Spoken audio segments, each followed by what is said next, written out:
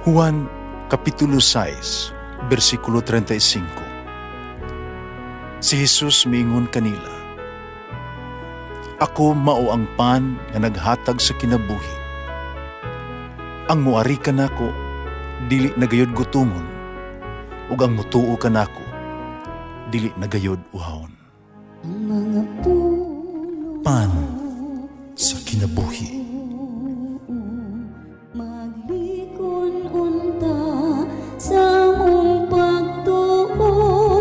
Gagakakabi sa pagtuman sa imong mahal nga kasuguan. Ginoo manaakan ninyo. Santos Ebanghelyo sumala ni San Mateo. Si Jesus milugsong sa bungtod, misunod kaniya ang bagang panon sa katawhan. Nga may usa ka sanlahon nga miduol kaniya, miluhod siyang atubangan miingon, "Sir, kung buot ka, mahimo mo nga pag-ayo ka nako." Gihikap siya ni Jesus ug giingnan, "Buot ako, mamaayo ka." Diha naayo siya. Miingon si Jesus kaniya, "Pamati, ayaw isugilon kining kang bisan kinsa, kundi adto adayon ang pare, pagpahiling kaniya." Paghalad sumanas kisugo ni Moises, aron ang tanan mahibalo nga naayo kana. Ang Ebanghelyo sa Ginoo. Alamati ang Ginoo, kay siya maayo, ang iyang gugma mulungtad, hangtod sa kahangturan. Pasalamati ang Diyos sa tanang mga Diyos, ang iyang gugma malungtaron.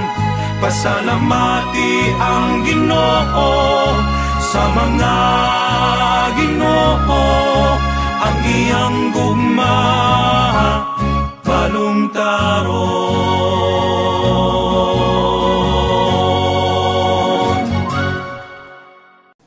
Giisip sa mga Hudiyo ang sangla ingon og tunglo gikan sa Dios. Ilang nakita ang sala isip usa ka silot sa bugat ng mga sala. Dugang pa, ang mga sanlahon giila nilang buhing patay o patayng buhi. Gila sila nga walay pulos ug usa ka kaulawan sa ilang pamilya ug sa katilingban. Usa sila gisalikway sa katilingban. Ang libro sa Levitico nag-ingon nga ang tao nga nagdala sa sakit sa sanla, kinahanglan gisi-gisi siya mga sapot, upawan niya ang iyang ulo, buhok, ug siya singgit, hugaw ako.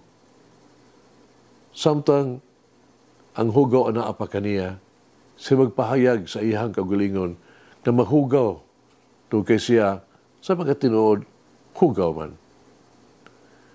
Siya nagpuyo halayo sa katawhan. Busa ang mga sanlahon, gidid-an sa pagpuyo duol sa komunidad. Dili sila makasulod sa syudad o diha sa templo. Kinahanglan walay usa nga magigsulti kanila. Kinahanglan walay bisan kinsa nga magig-uban kanila. Nganuman, itungod kay ang bisan kinsa nga makigsulti o makahikap sa usa ka sanlahon, isipon nga maghugaw na og dili putli. Busa sa nahimulag sa katilingban o gidid-an sa pag-apil sa bisan unsa paghalad o pagsimba sa templo. Padinhi sa tuang nadunggan sa kuwahe gyud ang gibuhat ni Jesus sa Ebanghelyo.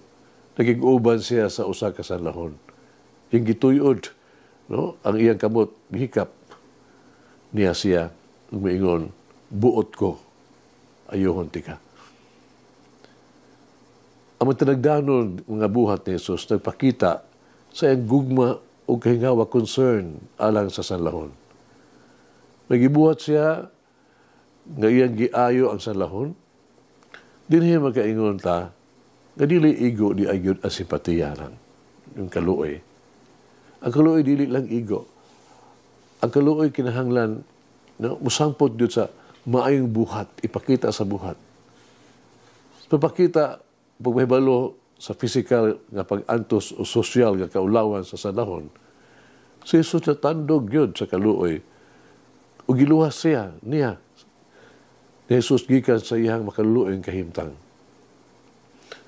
Wala niya siya hukmi o isipan nga hugaw. Wala niya ilha ang sanla igong usa ka tunglo o iyong silot sa mga sala. Ang nakita ni Jesus dili usa ka sanlahon o iyang sanla kundi usa ka tao nga nahanglan og tabang nagpakiluoy nga ayuhon ug nagtinguha sa kaluwasan. Si Jesus wala maulaw o mahadlok sa paghikap sa sanahon. Wala niya isagpayan nga tawgon sa mga hugaw. Iyang gihikap o giayo ang sanahon.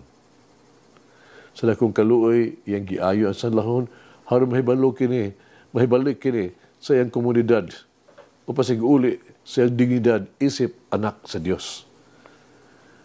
Karon ang nakita ni Jesus kanato, dili ato ang kasaypanan, dili ato ang kapakyasan, no, dili ato ang sanla, atong sala, kundi ang tinguha nga kita, atong tinguha nga dunggol unta ang ato ang paghinulsol, haron mahinluan kita gikan sa atong mga sala.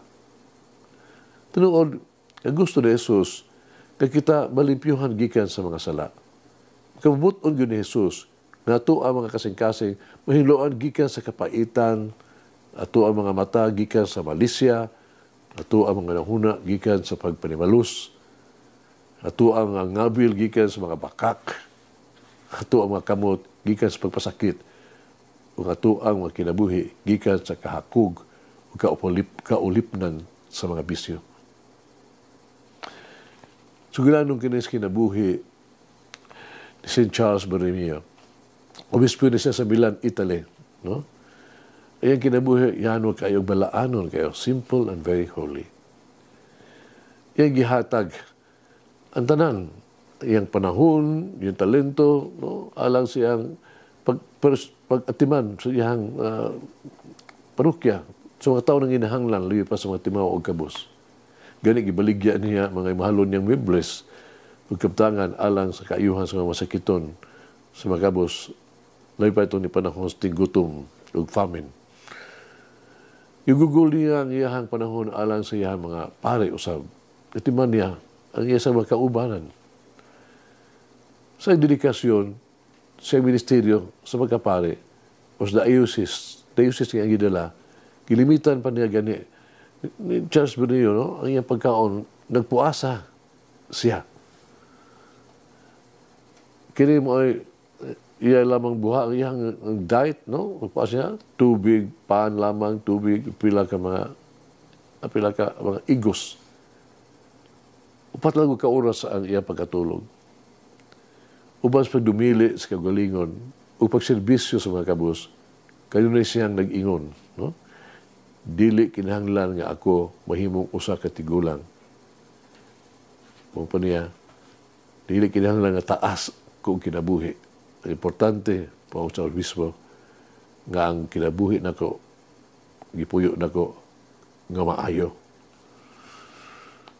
Hagit sa kinabuhi nato. Unsa ang ato ang sa imong gihangyo kang Hesus, nalipyuhan ka. Unsa imong gihangyo kang Hesus, nabuhaton kanimo. Nag-ampo kita. Ang may gugmaong Ginoong Hesus, ang mong luluwas, ay mong kaluoy o gugma, nagbuhata